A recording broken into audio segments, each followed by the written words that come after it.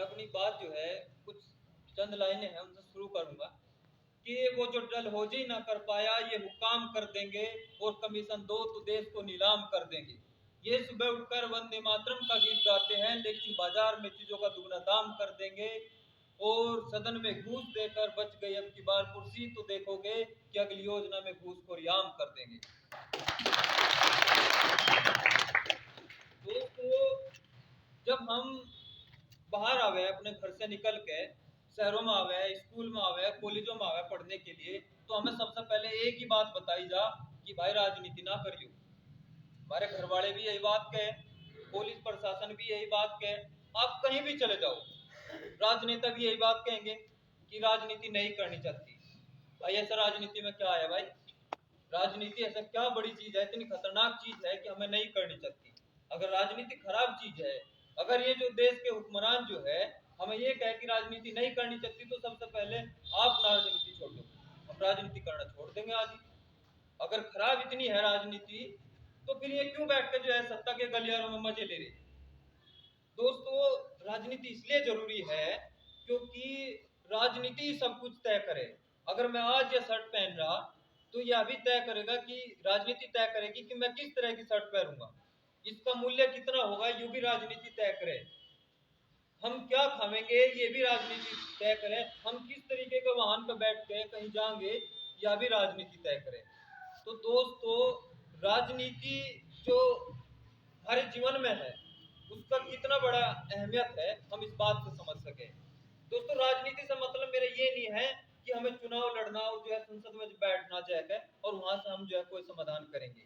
राजनीति का मतलब है जो आज हम यहाँ बैठ कर बातचीत कर रहे, जो हम अपने क्रांतिकारियों पर बात कर रहे और आप लोग सुन रहे और आप इसे सुनेंगे, तो यह राजनीति की मैं बात कर रहा हूँ।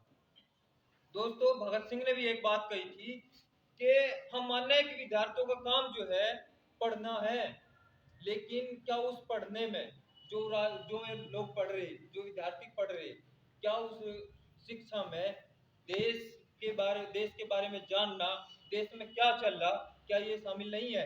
अगर ये शामिल नहीं है तो हम उस शिक्षा को बेहद खराब माने, हम उसे खारिज करें। दोस्तों, इस बात का मतलब यूँ है कि हमारी शिक्षा में यह बात शामिल होनी चाहिए कि आज देश में और अंतर्राष्ट्रीय स्तर पर क्या चल रहा।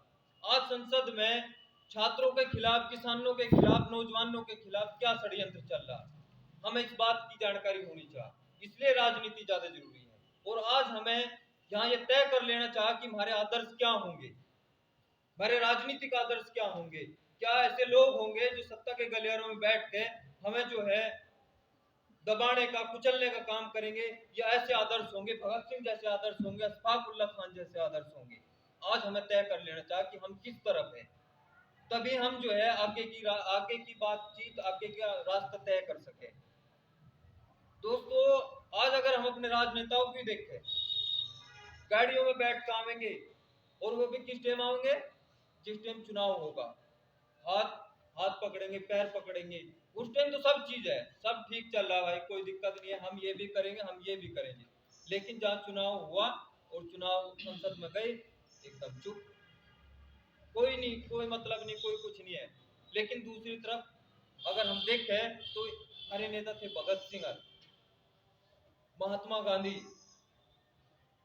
जवाहरलाल नेहरू, अंबेडकर, ये लोग थे हमारे नेता, जो किसानों के, नौजवानों के बीच में बैठ कर उनके साथ में एक निवाड़ा खा रहे थे और बात कर रहे थे कि भाई तुझे क्या समस्या है। अब आप देखो कि जो ये लोग बैठे, जो ऊपर से आवे, ऊपर से पैराडाइज हुआ है ना, जो ऊपर से नीचे की तरफ आवे, इस तरीके से हमारे बीच में तैर देता कि चुन लो भाई ये है आपके नेता, इनमें से छांटना आपको कौन है आपका नेता। ऐसे है। दोस्तों, महात्मा गांधी जैसे जो लोग हैं, चाहे उनकी विचारधारा कुछ भी रही हो, उनकी विचारधारा कुछ भी रही हो, वे समाज को लेकर कुछ भी सोचते हो, लेकिन जमीन से जुड़े हुए थे, हर बात पे जो है अपना स्टैंड ले हुए थे, नौजवानों के बीच में बैठे थे, किसानों के भी बीच में बैठे थे, मजदूरों के भी बीच में बैठे थे। तो आज हमें जो है अपने आदर्श सेट करने की जरूरत है और उन्हें जानने की जरूरत है कि भाई हम अपने आदर्श कैसे लेंगे। दोस्तों, एक बात कही जा के रगों में दौड़ते फिरने के हम नहीं कायल, जो आंख से न टपके तो लहू क्या है। दोस्तों, आज जितनी बात हमने यहाँ करी और जितनी बात हमारे साथियों ने बताई कि ये समस्या है, तो अगर इस बात को सुन के और इस अत्याचार को सुनकर अगर हमारे खून में उबाला नहीं आता ना, तो इसका मतलब हमारे अंदर खून नहीं बह रहा। जो हमारे आदर्श है, जो हमारे वंशज है, उनका खून नहीं बह रहा फिर हमारे कहने।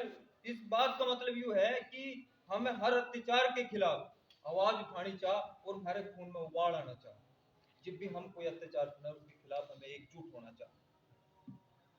मैं अपनी बात इस 4 लाइनों से शुरू खत्म करूंगा कि काजू भुनी प्लेट में और विस्की गिलास में उतरा है राम राज आज विधायक निवास में।